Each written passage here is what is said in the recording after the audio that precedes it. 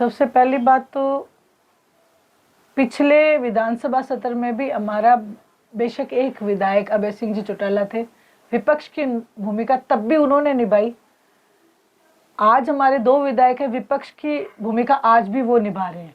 मैंने अभी अपने वक्तव्य में कहा कि आदरणीय चौधरी देवीलाल जी ने सीख दी है कि किस तरीके से हरियाणा के जो लोगों की आवाज़ को बुलंद किया जाए।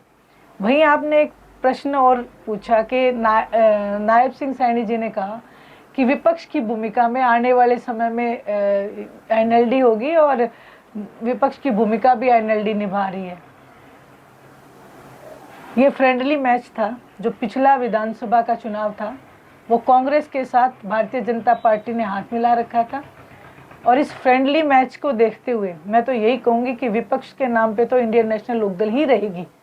और आगामी जो विधानसभा का चुनाव होगा उसमें मैं आपके चैनल के माध्यम से ये कहना चाहती हूँ नायब सिंह जी को कि पक्ष की भूमिका में इंडियन नेशनल लोकदल होगी और हरियाणा के मुख्यमंत्री अभय सिंह जी चौटाला होंगे। जननायक जनता पार्टी अब की बार खाता है वो नहीं खोल पाई, और ना शहरी निकाय चुनाव में अपने प्रत्याशी वो मैदान में उतारे।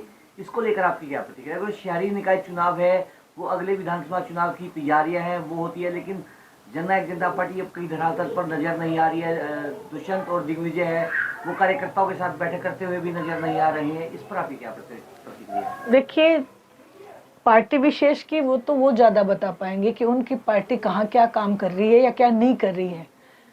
रही बात अगर एक आम जनता के हिसाब से अगर मुझसे आप प्रश्न कर रहे हैं तो मैं आपसे एक ही बात कहूँगी कि अपने एक कहावत है कि ताकती बढ़ती रोटी हाथ पर हाथ बढ़ जाया करे, तो वो उन्होंने कोशिश की। एकदम से आए आदरणीय चौधरी देवीलाल जी की नीतियों को लेके उन्होंने लोगों से वोट बटोरे।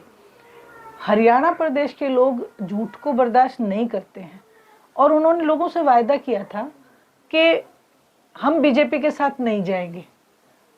बात तो करते थे बीजेपी के साथ ना जाने की, और फिर बीजेपी से हाथ मिला लिया। आदरणीय चौधरी देवीलाल जी की कथनी और करनी में कभी फर्क नहीं था। आदरणीय ओम प्रकाश जी चौटाला की कथनी और करनी में कभी फर्क नहीं था। इसी तरीके से आदरणीय अभय सिंह जी चौटाला की कथनी और करनी में फर्क नहीं है।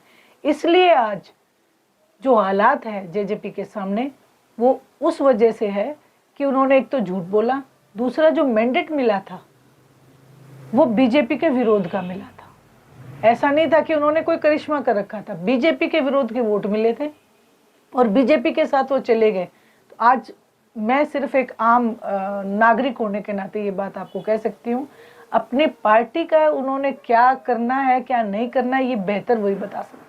हमसे जुड़े रहने के लिए हमारे YouTube चैनल को सब्सक्राइब करें और नई वीडियो की नोटिफिकेशन के लिए बेल आइकॉन को दबाएं। अगर आप ये वीडियो Facebook पर देख रहे हैं तो लाइक जरूर करें और ज्यादा से ज्यादा शेयर करें। धन्यवाद।